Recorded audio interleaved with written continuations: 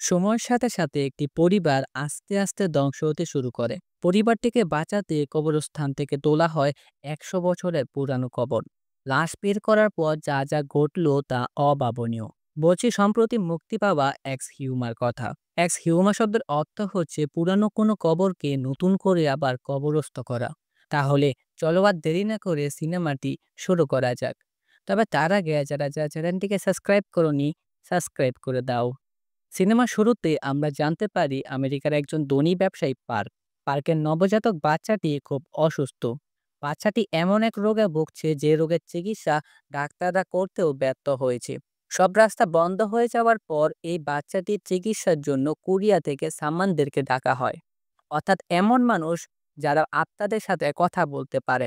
আত্মাদের সাহায্যে মানুষের বিভিন্ন সমস্যার সমাধান করে থাকে। পৃথিবীর অদৃশ্য জিনিসগুলোর সাথে দেখা করা, কথা বলা, তাদেরকে নিয়ন্ত্রণ করা এবং তাদের সাথে লড়াই করা সামানদের কাজ।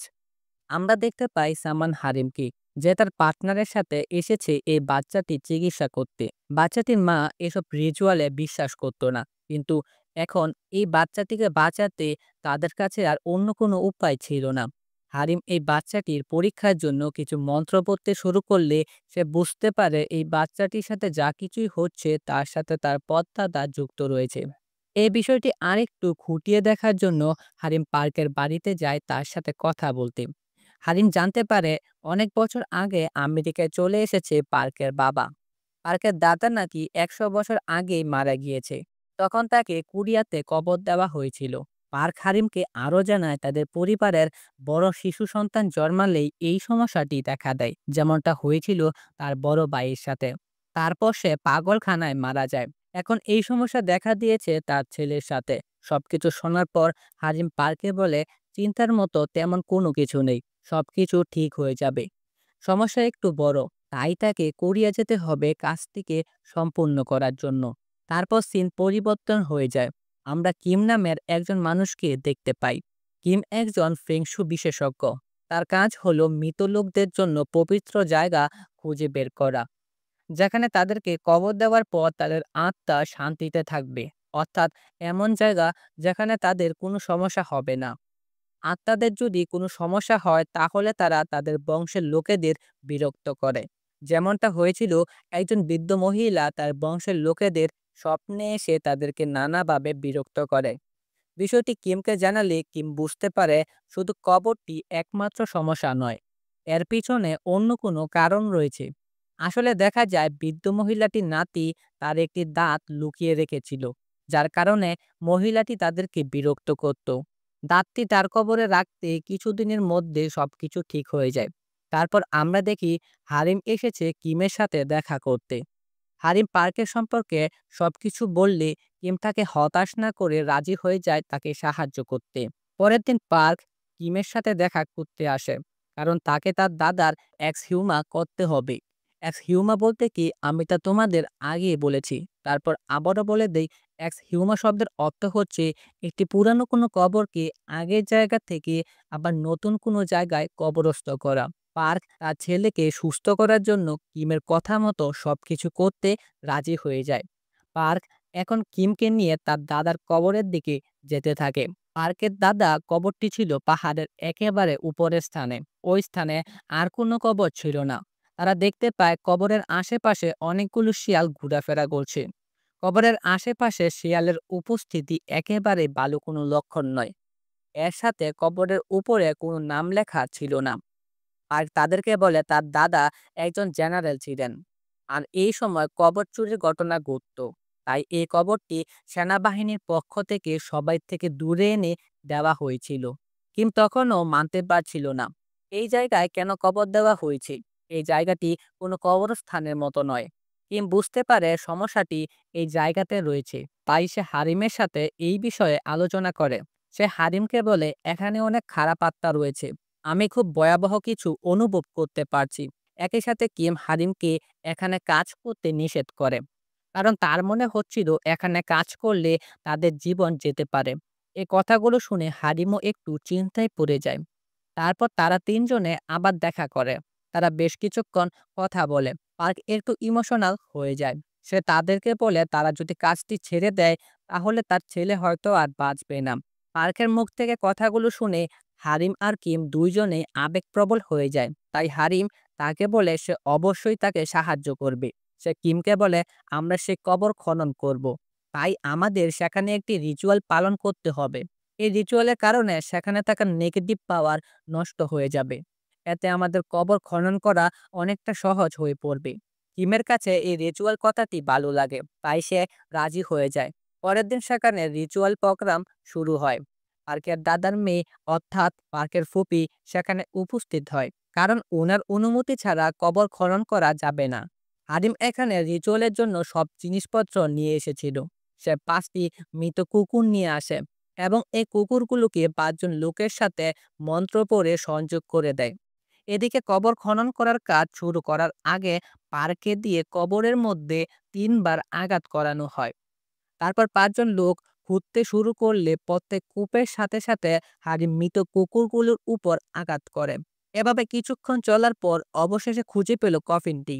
কফিনটিকে কবর থেকে বের করার পর চাউমিন নামের একজন লোক ভিতরে একটি মাথাওয়ালা সাপ দেখতে পায়।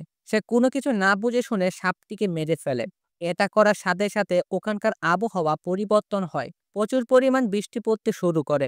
বলা হয়ে থাকে বৃষ্টির দিনে কাউকে কবর দিলে মৃত ব্যক্তির আত্মা স্বর্গে যায় না। এটি একটি অশুভ লক্ষণ হিসেবে বিবেচনা করা হয়। তাই কিম পার্কে বলে বৃষ্টি থামা অবধি অপেক্ষা করতে। এই জন্য কফিনটিকে গোপনে এক হসপিটালের মর্গে রাখা হয়। কিম এখানে অনেক খারাপ কিছু হওয়ার আভাস পাচ্ছিল। তাই সে তার সন্দেহ কাটাতে আশেপাশে গ্রামে যায়। কিম সেখানকার একজন লোককে পার্কের দাদার নাম ধরে জিজ্ঞেস করলে লোকটি তাকে জানায় এই নামে এখানে কেউ থাকে না। তবে ওই কবর সম্পর্কে অনেক গুজব রয়েছে এবং সেখানে অনেক গুপ্তধন রয়েছে। তাই সেখানে একসময় চোরের অনেক উৎপাত বাড়লেও তাদেরকে আর কখনো পাওয়া যায়নি। শুধু পড়ে রয়েছিল তাদের হাতিয়ারগুলো। এদিকে মর্গের কেয়ারটেকার কফিনটির জাঁকজমকতা দেখে লুকিয়ে কফিনটিকে খুলতে গেলে এক অদৃশ্য শক্তি বেরিয়ে আসে, যার প্রভাবে হারিমের নাক থেকে রক্ত বের হয়। হারিম বুঝতে পারে কোনো না কোনো সমস্যা হয়েছে। সঙ্গে সঙ্গে কফিনটির কাছে গেলে দেখতে পায় কফিনটি খোলার কারণে পার্কের দাদার আত্মা বেরিয়ে গেছে। এখন পার্কের দাদার আত্মাকে কন্ট্রোল করার জন্য তারা একটি রিচুয়াল শুরু করে। তবে তাদের এই রিচুয়ালে কোনো কাজ হয় না, কারণ পার্কের দাদার আত্মা ততক্ষণে তাদের বাড়িতে অর্থাৎ আমেরিকায় চলে গিয়েছিল। পার্কের দাদার আত্মা তার ছেলে এবং ছেলের বউকে মেরে ফেলে। তারপর তিনি পার্কে ভয় দেখাতে শুরু করে। আচমকা কারো শব্দ পেয়ে পার্ক অনেক ভয় পেয়ে যায়। তখনই তার মোবাইলে কিমের কল আসে। কিম তাকে বলে তোমার দাদার আত্মা ভুলবশত মুক্তি পেয়ে গেছে। তিনি তোমার বাবা মাকে মেরে ফেলেছে। এখন তোমাকে মারতে আসবে। তারা যখন মোবাইলে কথা বলছিল তখনই দরজায় টক টক শব্দ হয়। দরজার বাহির থেকে কিম তাকে বলে দরজা খুলতে। পার্ক ফোনে একজন কিমের সাথে কথা বলছে আর অন্যদিকে দরজার বাহিরে আরেক কিম তার জন্য অপেক্ষা করছে। পার্ক বুঝতে পারছিল না সে কি করবে। ফোনে থাকা কিম তাকে বলে তোমার দাদার কফিন খোলার পর অনেক কিছু ঘটে গিয়েছে, তাই বাঁচতে হলে জানালাটা খুলে দাও। জানালা খোলার সাথে সাথে মোবাইলে থাকা কিমের কণ্ঠ পরিবর্তন হয়ে যায়। পার্ক বুঝতে পারে সে অনেক বড় ভুল করে ফেলেছে। দরজার বাহিরে থাকা কিম যখন তাকে বাঁচাতে আসে তখন সে দেখতে পায় পার্ক প্যারেড অবস্থায় দাঁড়িয়ে রয়েছে। পার্কের দাদার আত্মা তাকে পুরোপুরি বশে এনে ফেলেছে। এখানে পার্কের দাদার আত্মা কিমকে জানায় সেখানে তার পরিবারের পিছনে লেগে রয়েছে। আসলে যখন জাপান আর আমেরিকার মধ্যে যুদ্ধ শুরু হয়েছিল তখন পার্কের দাদার আত্মা নিজেদের লোকেদের সাথে বেইমানি করে অনেক টাকা উপার্জন করে। এতে তার পুরো পরিবার আমেরিকায় বসবাস করার সুযোগ পেয়ে যায়, যার কারণে তারা এত ধনী হলো, এত সম্মান পেল, তার কবর দেখতেও কেউ আসেনি। এই কারণে তিনি এই পরিবারের প্রতি এত রাগান্বিত হয়েছিলেন। পার্কে মারার আগে পার্কের দাদা তাকে বলে the fox cross of the tiger west. এ কথাটির অর্থ কিম কিছুই বুঝতে পারে না। তারপর কিমের চোখের সামনে পার্কের গাড় মটকিয়ে তাকে মেরে ফেলে। পার্কের দাদা এবার মারতে চলে যায় পার্কের নবজাতক বাচ্চাটিকে। কিম খুব ভালো করে বুঝে যায় কবর দিয়ে লাভ নেই। বাকি মানুষদেরকে বাঁচাতে হলে কফিন সহ হাড়গুলোকে পুড়িয়ে দিতে হবে। তবে কফিন পুড়াতে হলে পার্কের ফুপির পারমিশন লাগবে। তাই সে দেরি না করে পার্কের ফুপির কাছ থেকে পারমিশন নেয়। তারপর তারা পার্কের দাদার কফিনটিকে জ্বালিয়ে দেয়। অবশেষে পার্কের দাদার কফিন পুরালে সবকিছুর এখানেই পরিসমাপ্তি ঘটে। কিন্তু কাহিনীর মধ্যে এখনো টুইস্ট রয়েছে। কিম বাড়িতে আসার পর জানতে পারে সেদিন চাউমিন কবর খনন করার পর ভীষণভাবে অসুস্থ হয়ে পড়েছে। চাউমিনের সাথে দেখা করলে সে জানতে পারে কবর খনন করার পর থেকে তার শরীরে ভীষণভাবে জ্বর এসেছে। অনেক ডাক্তার দেখানোর পরও কোনো লাভ হয়নি। চাউমিন বলে সেদিন সাপটিকে মারা তার জন্য মোটেও ঠিক হয়নি। সে স্বপ্নে ভীষণ বড় বড় জীবজন্তু দেখতে পায় এবং অদ্ভুত আওয়াজ শুনতে পায়। চাউমিন কিমকে রিকোয়েস্ট করে সাপটির মৃতদেহ কবর দেওয়ার ব্যবস্থা করতে। কিম তার কথা মতো চলে যায় পার্কের দাদার কবরের কাছে। একটু ঘোরাঘুরি করতেই সাপটির মৃতদেহ দেখতে পায়। সন্দেহবশত কিম যখন আরেকটু মাটি খোঁড়ে তখন সে এটি খাড়া কফিন দেখতে পায়। সঙ্গে সঙ্গে হারিম সহ বাকি লোকদেরকে এখানে আসতে বলে। তারা কেউই বুঝতে পারছিল না কেন একটি কফিনের উপর আরেকটি কফিন কবর দেওয়া হয়েছে। পুরোটা কফিন কাঁটাতারের মধ্যে মোড়ানো ছিল। যেহেতু অনেক রাত হয়ে গিয়েছে, এত রাতে তারা কফিনটিকে নিয়ে কোনো কিছু করতে পারবে না। তাই তারা আজকে রাতের জন্য সেখানে থাকা একটি ফার্ম হাউসে মন্ত্রপুত চাল আর ঘোড়ার রক্তের মধ্যে কফিনটিকে রেখে দেয়। তারপর সবাই সেখান থেকে চলে যায়। রাতে দিনের শেষ করে সবাই ঘুমিয়ে পড়লে হারিম একা বসে তার মৃত দাদিকে স্মরণ করে। আমরা বুঝতে পারি কিমের মতো হারিমেরও ক্ষমতা আছে। মাঝরাত হলে হারিমের ছোট ভাই লক্ষ্য করে তার উপরে কেউ দাঁড়িয়ে রয়েছে। সে কিছু মন্ত্র পড়ে নিজের ভয়টাকে নিয়ন্ত্রণ করে। তার কাছে কেমন জানি সবকিছু অস্বাভাবিক লাগছিল। তাই সে চলে যায় কফিনটিকে চেক করতে। বাহিরে বের হলে সে ফার্মের মালিকের আওয়াজ শুনতে পায়। তাড়াহুড়া করে সেখানে গেলে দেখতে পায় ৯ ফুট লম্বা কাউকে। প্রাণীটি লোকটির মাথা থেতলে দিয়েছে। এটি দেখে সে দৌড়ে যায় হারিমকে ডাক দিতে। তারপর তারা ফার্ম হাউসের দরজা খুললে ভয়ে স্তব্ধ হয়ে যায়। কারণ কফিনটির দরজাটি ভেঙে ফেলা হয়েছিল আর এর সাথে ছাদটিও ভাঙা। হারিম কফিনের দিকে উকি দিলে দেখতে পায় একটি জাপানিজ সামুরাই মুকুট। তারা বুঝতে পারে এই কফিনটির ভিতরে যে ছিল সে একজন সামুরাই। সামুরাইকে জাপানিজ ভাষায় ওনি বলা হয়। এতক্ষণে ঘরের বাহিরে সে ৯ ফুট লম্বা সামুরাই এসে পড়ে। সে তাদেরকে বলে, ভিতরে কে, মানুষ নাকি? আমার জন্য কি এনেছিস? হারিম তাকে দেখে সঙ্গে সঙ্গে মাথা নত করে ফেলে। হারিম বলে, আমি আপনার আজ্ঞাবহ দাস, ক্ষমা করবেন। আমি এক্ষুনি আপনার জন্য খাবারের ব্যবস্থা করছি। তখনই সামুরাই রেগে গিয়ে হারিমকে দাওয়া করে। হারিমকে বাঁচাতে হারিমের ভাই সামুরাইকে ছুরি দিয়ে আঘাত করে। তবে এই আঘাতে সামুরাইয়ের কোনো ক্ষতি হয় না। উল্টো তাকে ধরে পেটের মধ্যে হাত ঢুকিয়ে দেয়। তারপর সামুরাই হারিমের দিকে এগিয়ে আসে। এতক্ষণে এখানকার চিৎকার চেঁচামেচি শুনে বাকি লোকগুলো বাহিরে আসলে তারা সবাই সামুরাইকে দেখে কিছু ভীষণ দেখতে পায়। কারণ এমন পিশাচ তারা আগে কখনো দেখেনি। হারিমকে আক্রমণ করতেই যাবে তখন মুরগির ডাক শুনে আগুনের গোলায় পরিণত হয়। তারপর সে পার্কের দাদার কবরের দিকে যেতে থাকে। দেখা যায় সে এখনো মরেনি। তাই তাকে হসপিটালে ভর্তি করা হয়। কিম আর বসে না থেকে সে চলে যায় পার্কের দাদার কবরে। এই সব কিছু বন্ধ করতে হবে, তা না হলে তারা কেউই আর বাঁচবে না। কিম আশেপাশে মানুষ এবং পুরনো কিছু বই তল্লাশি করে জানতে পারে কিভাবে সামুরাইকে শেষ করা যাবে। এরপরের সিনে তারা সবাই হারিমের ভাইয়ের কাছে যায়। দেখা যায় তার জ্ঞান ফিরেছে, কিন্তু তার ভিতরে এখনো সামুরাই প্রভাব ছিল।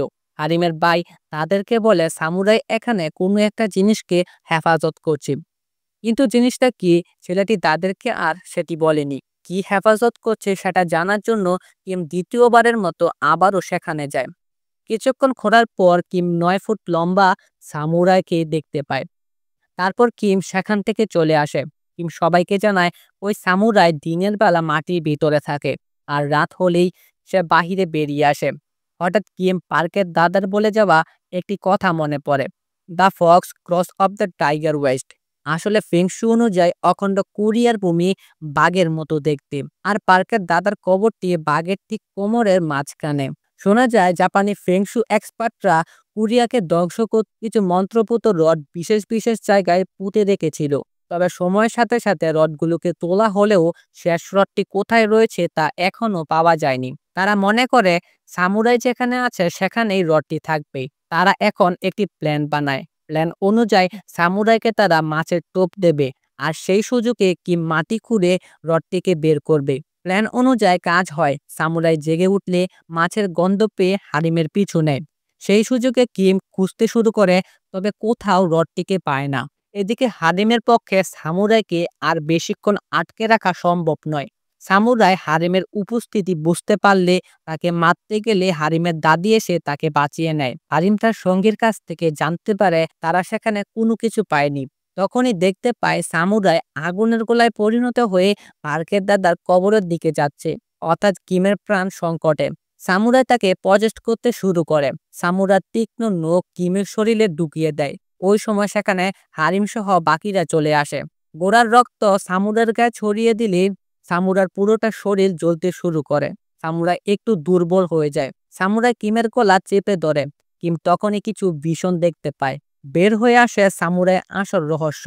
জাপানের যুদ্ধের সময় জাপানের ফেংশু এক্সপার্ট, সে একজন জেনারেলের মাথা কেটে বিভিন্ন জীবজন্তুর অঙ্গ প্রত্যঙ্গ একসঙ্গে সেলাই করে 10,000 কোরিয়ান সেনার রক্তে ভাজা রড তার ভিতরে ঢুকিয়ে দেয়। তারপর মাথাটিকে সেলাই করে জোড়া দিয়ে সোজাসুজি পুঁতে দেওয়া হয়েছিল। অর্থাৎ শেষ মন্ত্রপুত রড আর কোথাও নয়, স্বয়ং সামুরার শরীরে। তারপর পার্কের দাদার কবরটি এখানে দেওয়া হয়, কারণ সম্ভ্রান্ত পরিবারের হওয়ায় এটা নিয়ে কেউ ঘাটাঘাটি করবে না। ফেংশু অনুযায়ী 5টা এলিমেন্ট বিকৃত হওয়ার কারণে সামুরাই জেগে উঠেছে। এই জিনিসটি বোঝার পর কিম তার পায়ে আঘাত করে। তার পেট থেকে রক্ত উড়ালের মধ্যে মেখে নেয়। অবশেষে নিজের সব শক্তি দিয়ে সামুরাইকে মাঝ বরাবর চিরে ফেলে।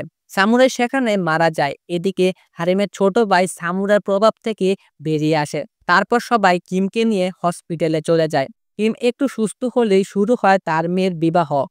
এই ঘটনার সাথে সাথে সিনেমাটি এখানেই শেষ হয়ে যায়। তাহলে দেখা হচ্ছে পরের সিনেমায়। ততক্ষণের জন্য আল্লাহ হাফেজ।